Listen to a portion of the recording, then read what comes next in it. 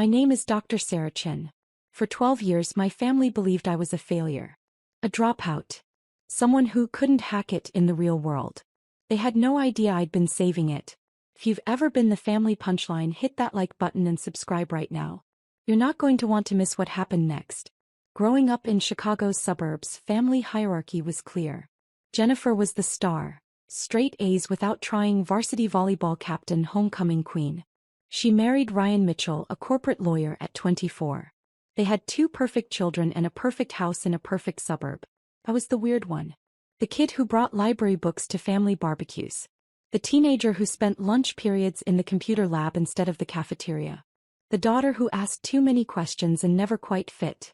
Sarah's brilliant, Dad would say, but she lacks common sense.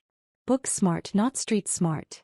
Mom's version was gentler. Sarah just sees the world differently. She's special. The word families use when they mean difficult. I got into MIT at 17. Full scholarship. Computer science and bioengineering double major.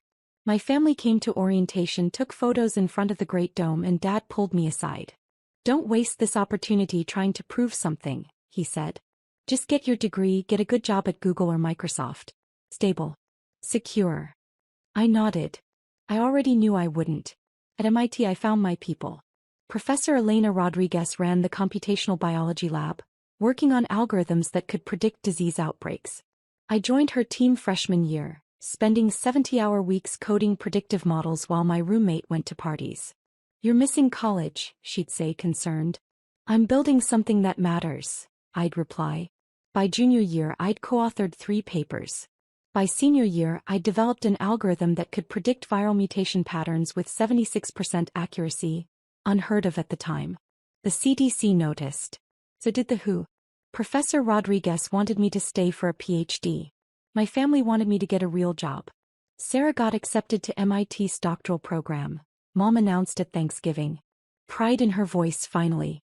"How much longer in school?" Uncle Tom asked. "You're already 21. 5, maybe 6 years, I said.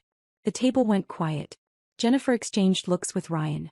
6 more years. Dad's fork paused midair. "Sarah, you need to start your career."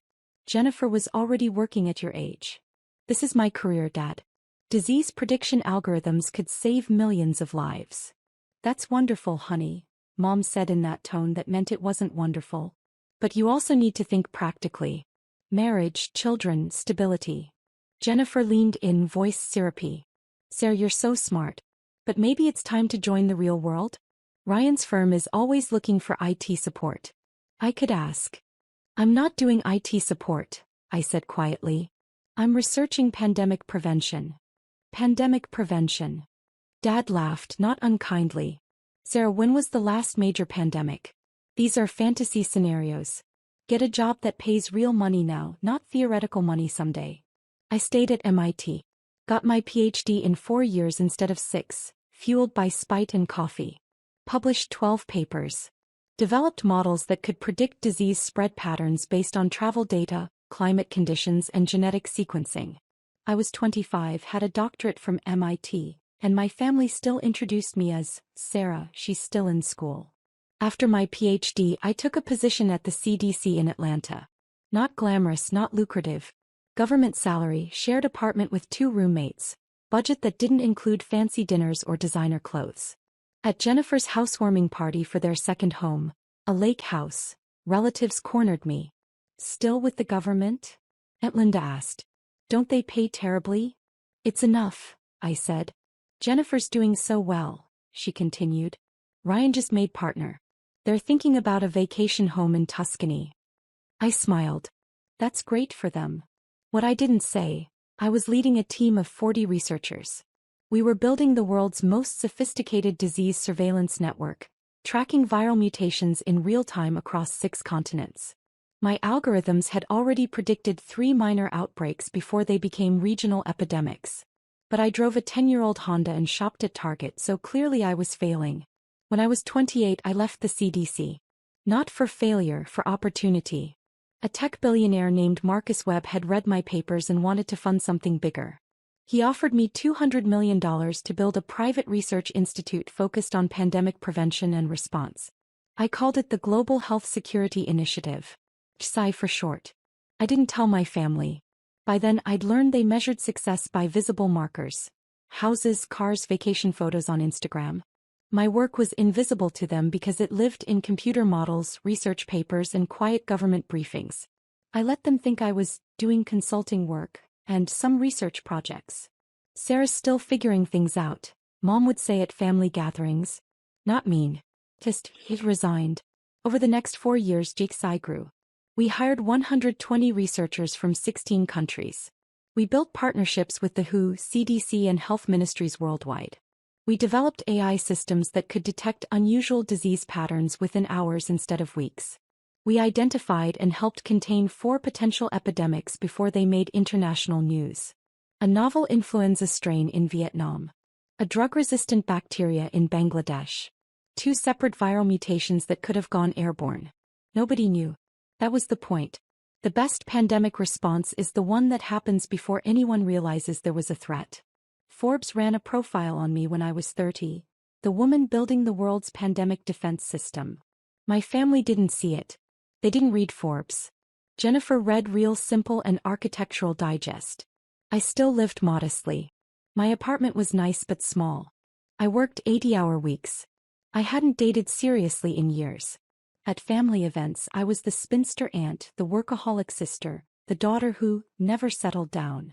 Sarah's married to her work, Uncle Tom would joke. He meant it as an insult. I took it as truth. Drop a comment and let me know where you're watching from tonight. In November, 4 years after founding GSI, our algorithms detected something unusual. A respiratory virus in Wuhan, China. Not confirmed yet. Just patterns. Travel data showing unusual hospital visits. Social media posts mentioning respiratory symptoms. Genetic sequences uploaded to medical databases showing a novel coronavirus. This one's different, I told my team. The mutation rate. The transmission pattern. This could be bad. We alerted the WHO on December 1st. They investigated. On December 31st, China officially reported the outbreak. By January, I knew we were facing a global pandemic. Our models predicted 3.2 million deaths worldwide if containment failed. Possibly more. I called the White House, the CDC, the WHO, anyone who would listen. Dr. Chen's models have been accurate before, the CDC director told the National Security Council. We should take this seriously. Some did. Most didn't. It's just another flu, they said. She's being alarmist. I wasn't being alarmist. I was being right. As the virus spread, first China, then Iran, then Italy, I stopped sleeping. GSI became command central for pandemic response coordination. We shared our predictive models with governments. We helped identify high-risk regions. We worked with pharmaceutical companies on vaccine development logistics. I didn't call my family. There wasn't time. In March, when the world finally understood what was happening, my phone rang. Jennifer. Sarah, are you okay? This virus thing is scary. Ryan thinks we should buy extra supplies. Do you think it's that serious? Yes, I said, exhausted. It's that serious. Stock up on essentials. Stay home. This is going to get worse before it gets better. Worse?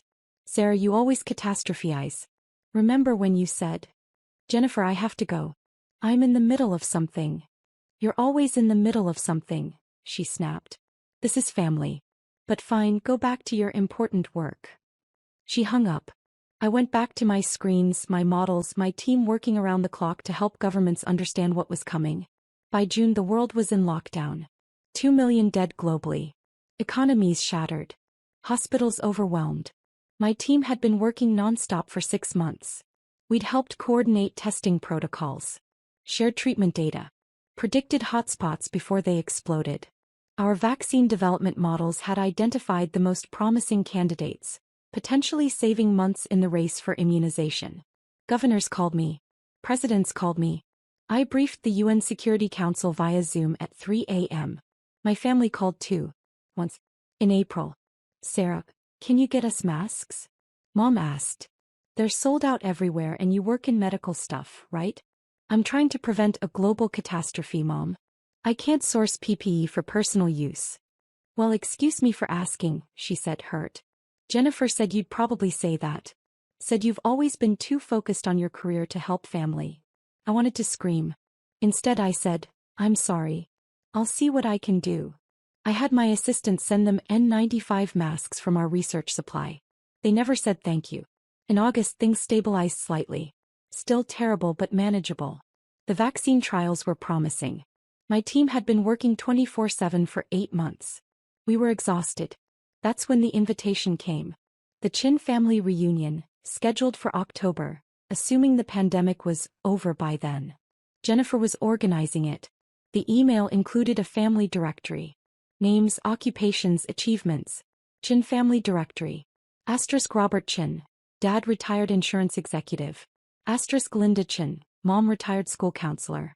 Asterisk Jennifer Chin Mitchell, marketing director Johnson and Associates. Asterisk Ryan Mitchell, partner Mitchell and Ross Law. Asterisk Sarah Chin, unemployed / between positions. Unemployed. Between positions. I stared at the screen, then laughed, then cried, then laughed again. My assistant David walked in. Dr. Chin? The WHO director is online too. Tell him I'll call back in 5 minutes, I said. I need to process something. David glanced at my screen. Read the email. His face went carefully neutral. They don't know, he said. Not a question. They've never asked, I replied. The reunion was Jennifer's baby. She'd rented a country club, hired a catering company, created a Facebook event page. 200 relatives from across the country, all coming together for the first big family gathering since the pandemic started. It'll be safe by October, she declared on the planning committee Zoom. And we all need this. We need to celebrate family, resilience, survival. She put me on the setup committee. Sarah, you're not working right now anyway. You'll have time to help. I'm actually very busy. Doing what? Jennifer's smile was sharp. Sarah, it's okay to admit you're struggling.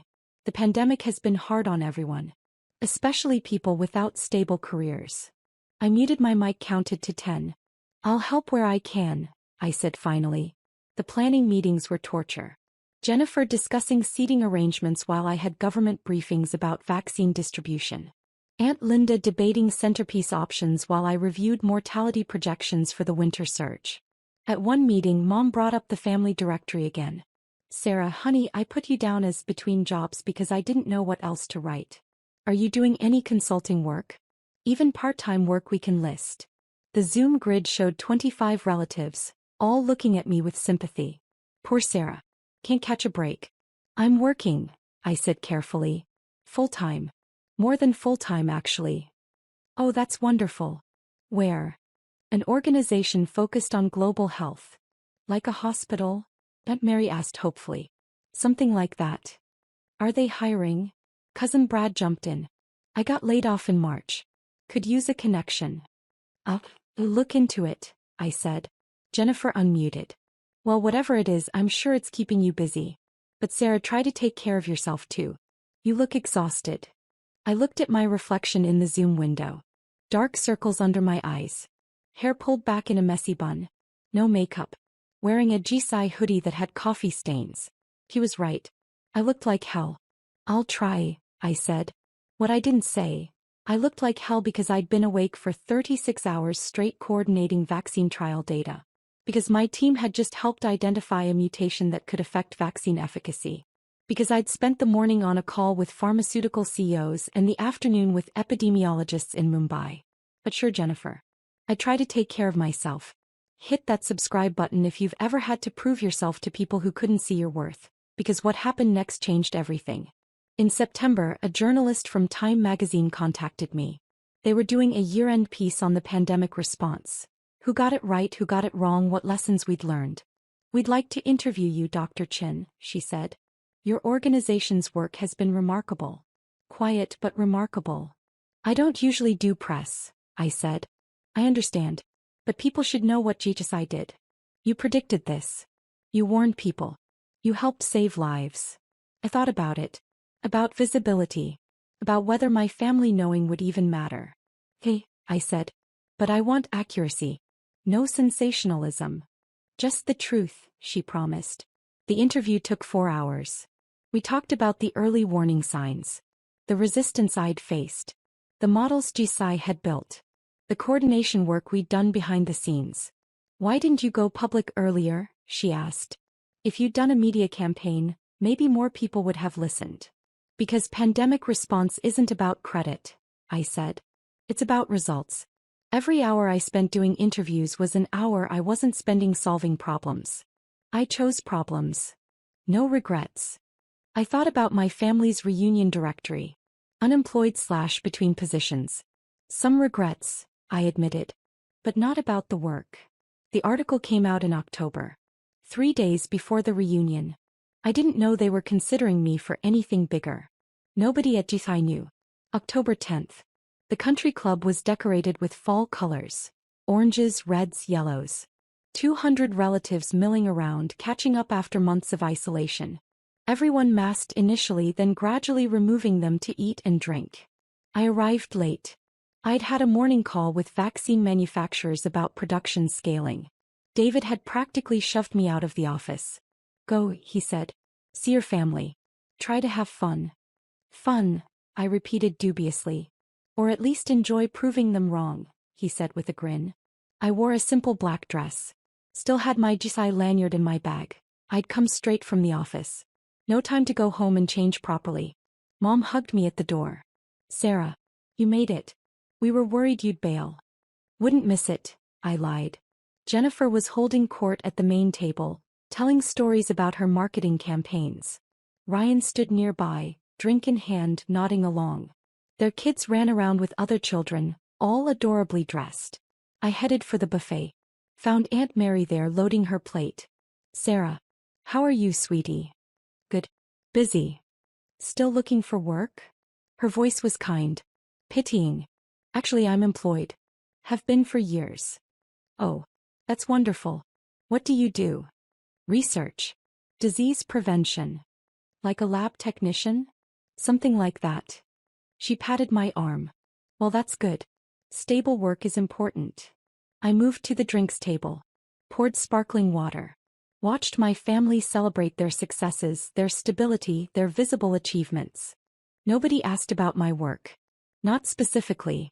They asked if I was doing okay, and if I needed anything, and if I'd thought about getting my real estate license like Cousin Diane. I smiled. Said I was fine. Helped set up the dessert table when Jennifer needed assistance. Thanks, Sarah, she said absently. At least you're good for manual labor. I bit my tongue. Arranged cookies on a platter. That's when Aunt Mary screamed from the living room. Oh my God. Turn on the TV right now. Everyone rushed toward the sound. I stayed by the dessert table, heart suddenly pounding. I knew. Somehow I knew. Time magazine's Person of the Year announcement is happening. The TV was already on, news channel showing the Time magazine editor standing at a podium. The country club sound system amplified her voice across the venue. This year's Person of the Year goes to someone who saved millions of lives. Someone who saw what was coming and tried to warn us. Someone who worked behind the scenes without fanfare, without recognition, coordinating the global response to the greatest health crisis of our generation. My family crowded around the screens. I stood at the back, frozen. The 2020 Time magazine Person of the Year is Dr. Sarah Chin, director and founder of the Global Health Security Initiative. My photograph filled the screen. Professional headshot taken for the article. Behind it, images of GHSI's operations center. Screens showing disease models. My team working around the clock. The silence in the country club was absolute. Then Aunt Mary screamed again. That's our Sarah. Oh my God, that's Sarah. Everyone turned to look at me. 200 faces, all showing variations of the same expression. Shock. Jennifer's face had gone white. Mom's mouth hung open. Dad stood frozen, wine glass halfway to his lips. The TV continued. The editor was reading excerpts from the article. Dr. Chin predicted the pandemic in December, weeks before official announcements. Her organization's models accurately forecasted transmission patterns, mortality rates, and hotspot locations. She coordinated with governments worldwide, providing data and guidance that helped save an estimated 3.7 million lives in the first 6 months alone. When everyone else was caught off guard, the voice continued, Dr. Chin had been preparing for this moment for 12 years. She built the infrastructure, developed the algorithms, and created the response protocols that became the backbone of the global pandemic response. Images flashed on screen. Me briefing government officials. My team's operations center. Graphs showing lives saved through early intervention. At 32 years old, Dr. Sarah Chin represents the best of scientific dedication and humanitarian service. She is Time Magazine's 2020 Person of the Year. The TV cut to commercial. Everyone kept staring at me. I set down my sparkling water carefully. My hands were shaking. Jennifer found her voice first. You're Person of the Year. Apparently, I said quietly. But the directory said you were unemployed. I know what the directory said. Dad pushed through the crowd. His face was red, whether from embarrassment or emotion I couldn't tell. Sarah, you run Desai? That Desai? The organization that's been on the news. Stat. That Desai. For how long? 8 years. 4 years at CDC before that. 12 years total working on pandemic prevention. Mom's hand went to her mouth. But you never said. You never asked. My voice was calm. Steady. You assumed I was failing because I didn't have the markers of success you recognized. House, car, husband, expensive vacations. I had none of those things because I was building something else. Jennifer's face cycled through emotions. Shock, embarrassment, something that might have been anger. Why didn't you tell us? Tell you what? That I was working on pandemic prevention while you called it theoretical scenarios? That I was leading a $200 million research institute while you suggested I do IT support? That I was briefing presidents while you listed me as unemployed in the family directory. The crowd around us had grown silent. 200 relatives listening to every word. I didn't tell you, I continued, because I wanted to see if you'd value me without the accolades. I wanted to know if you'd love me even when you thought I was failing by your metrics. I wanted to see who you really were. My voice cracked slightly. I steadied it. You showed me. Every family gathering where you pitted me. Every conversation where you offered to help me find work. Every time you compared me to Jennifer and found me lacking. You showed me exactly what I was worth to you. Aunt Linda stepped forward. Sarah, honey, we didn't know. That's my point. I looked at her, at all of them. You didn't know because you didn't ask. You made assumptions. You saw what you expected to see. The weird daughter who couldn't quite succeed in the real world. Jennifer's voice was small now. We were worried about you. No, you were embarrassed by me. There's a difference. I pulled out my phone. It was exploding with notifications. Congratulations from colleagues, government officials, news outlets requesting interviews. The WHO director. The CDE. 3 different presidents. I need to go, I said. I have calls to make. Press briefings. Apparently being Person of the Year comes with obligations. Sarah, wait. Dad grabbed my arm. His grip was gentle but desperate. I'm sorry. We're sorry. We didn't understand. I looked at his hand on my arm. At his face, stricken, aging, full of regret. Dad, I spent 12 years trying to save the world from the exact pandemic that just killed 2 million people. And you thought I was unemployed. That's not a misunderstanding. That's a fundamental failure to see me. I pulled my arm back gently. I'm not angry. I'm just done. Done trying to prove I'm worthy of your attention. Done explaining my value to people who couldn't see it. Done being the family disappointment when I'm actually the family success story. You're not a disappointment, Mom said, tears streaming. You're amazing. You're a stranger, I finished. I'm a stranger to you. You know Jennifer's marketing campaigns but not my pandemic models. You know Ryan's law cases but not my research papers. You know the menu at Jennifer's favorite restaurant but not the name of the organization I founded. The truth hung in the air, heavy and undeniable. Uncle Tom, who joked about me being married to my work, stepped forward. Sarah, I'm sorry. We all are. We should have. You should have asked, I said simply. That's all. Just asked about my work. About my life. About what I was doing with my days. But you didn't because you'd already decided I was failing. My phone rang. I glanced at it. The White House. I really do have to go, I said. But thank you for the reunion. It was clarifying. I walked toward the exit. The crowd parted silently. 200 relatives watching Time magazine's Person of the Year leave their celebration. At the door I turned back. Jennifer stood at the front of the crowd, mascara running, face a mess of emotions. For what it's worth, I said, your marketing work is good, Jennifer. You're talented at what you do. But you taught me something important. That being the golden child was about fitting into expectations, not about actual achievement. I never fit your expectations, so you never saw my achievements. I see them now, she whispered. Now that Time magazine told you to, I replied. That's the problem. I left. The October air was cool, refreshing after the stuffy country club. My phone was still ringing. I answered. Dr. Chen? This is calling from the White House. The president would like to speak with you about your work. I walked to my car, the 10-year-old Honda that had embarrassed my family, and drove away from the reunion toward the work that actually mattered. The media storm was immediate and overwhelming. By the next morning, my face was on every news channel, every website, every social media platform. Time magazine's Person of the Year. The woman who predicted the pandemic. The scientist who saved 3.7 million lives. My family tried to call. Dozens of messages, voicemails, texts. From Mom. Sarah, please call us. We need to talk. We're so proud of you. From Dad, I can't believe we didn't know. I'm so sorry. Please let us make this right. From Jennifer, I was wrong about everything. Can we please talk? I didn't respond immediately. I was busy. Press conferences. Government briefings. Interviews with CNN, BBC, Al Jazeera. Everyone wanted to know about the woman who'd seen the pandemic coming. David fielded hundreds of interview requests. Dr. Chen, NBC wants an hour special. Netflix wants to do a documentary. There's a book deal offer for $3 million. No books yet, I said. The pandemic isn't over. We have work to do. But your family can wait, I said firmly.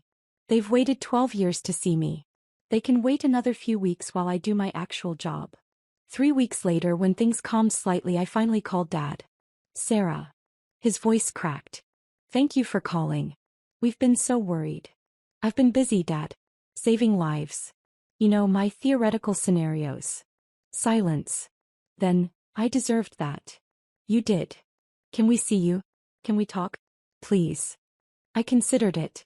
Thought about the family reunion, the directory listing me as unemployed, 12 years of dismissal and pity.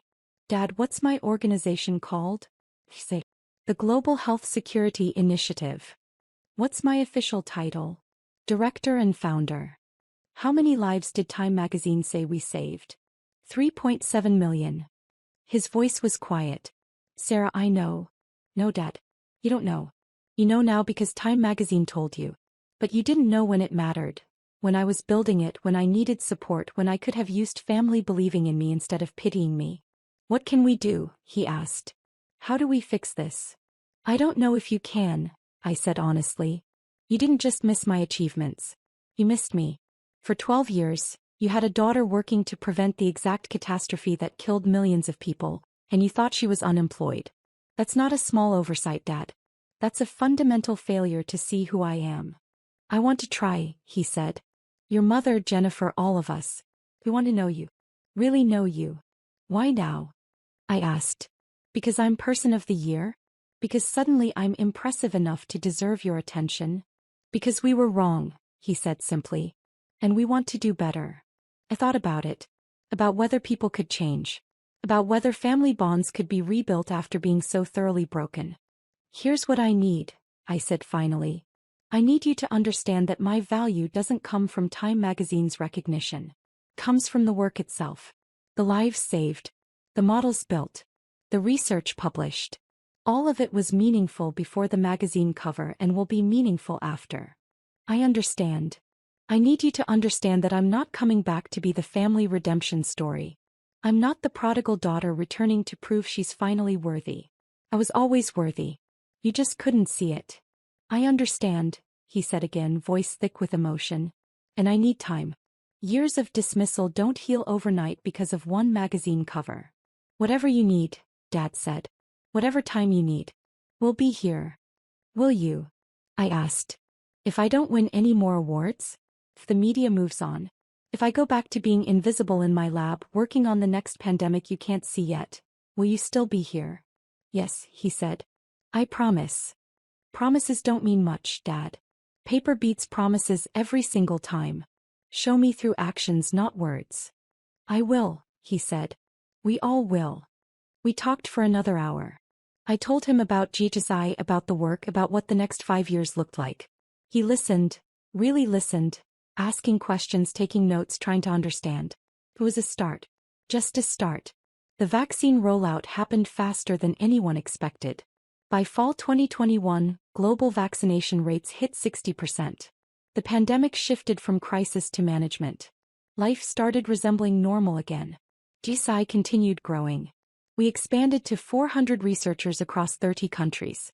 Our models now tracked not just pandemics but also antibiotic resistance, bioterrorism threats, and climate-related disease patterns.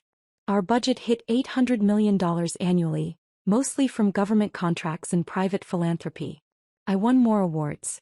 The Nobel Prize in Medicine. The Presidential Medal of Freedom. UN Champion of Global Health. My office wall filled with plaques and certificates I barely looked at. My family tried. Really tried. Dad flew to Atlanta once a month to have dinner with me. He'd ask about my work, listen to explanations of algorithms and mutation patterns, try to understand. Sometimes he got it. Sometimes he didn't. But he tried. Mom joined my organization's board as a community liaison. She didn't understand the science, but she understood people. She helped us communicate complex health information to non-scientists. Found her own role in the work. Jennifer and I rebuilt our relationship slowly. Coffee once a month, then twice. Tentative conversations about her marketing work and my research. Learning to see each other as adults, not as golden child and scapegoat. I was jealous, she admitted once. Even when I thought you were failing, I was jealous. You were doing something that mattered. My work is good, but it's not saving lives good. Your work matters, I said. Different work matters in different ways. But you're Person of the Year. And you're a mother raising good humans, I replied. The world needs both. She smiled. It was real this time. The extended family took longer. Some never really got it. They congratulated me on the awards but still didn't understand the work. That was okay. I stopped needing their understanding. Aunt Mary surprisingly became one of my biggest supporters. She volunteered at GHSI's community outreach programs, helping distribute health information during subsequent COVID surges. I'm making up for calling you a lab technician, she said with a rueful smile. The reunion the following year was different. No directory listing occupations. No comparing achievements. Just family being family with all the mess and complication that entailed. When someone asked what I did, I said simply, I work in disease prevention. She's too modest, Dad jumped in. She runs the world's leading pandemic prevention organization. She's the reason millions of people survived COVID. I put my hand on his arm. Dad, it's okay. You don't have to prove anything. I'm not proving, he said. I'm just proud. Really proud. Those words, which I'd wanted so badly for 12 years, felt different now. Good but not essential. I'd learned to be proud of myself without needing external validation. Thanks, Dad, I said, and meant it. If you've ever had to cut off toxic family or rebuild relationships after years of hurt, tell me your story in the comments. What would you have done? Does any of this feel familiar? I still work 80-hour weeks. Still live modestly. Upgraded to a nicer apartment but still drive the Honda. Still put the work first because that's who I am. Time magazine's cover hangs in my office, not because I need the validation, but because it reminds me that invisible work eventually becomes visible to those who matter. My team jokes that I'm the most famous person nobody recognizes. I can walk through airports, grocery stores, restaurants without being noticed. Perfect for someone who hates attention. But the work speaks for itself. GSI's models have now predicted and helped contain 12 potential outbreaks. We're developing AI systems that can identify new pathogens within days of emergence. We're training the next generation of pandemic responders. When the next pandemic comes, and it will come, the world will be more prepared. Not because of my magazine cover, but because of systems built quietly over years by people who saw problems others couldn't. I'm Dr. Sarah Chin. I run an $800 million pandemic prevention organization. I was dismissed as unemployed by my own family while saving millions of lives. I'm Time Magazine's Person of the Year. But more importantly, I'm someone who learned that external validation, from family, from magazines, from anyone, is nice but not necessary. I learned that doing meaningful work is its own reward. That being underestimated is sometimes an advantage. That walking away from tables that don't value you isn't failure. It's freedom. My family sees me now. Finally. But I'd already learned to see myself. And that's the only recognition I truly needed.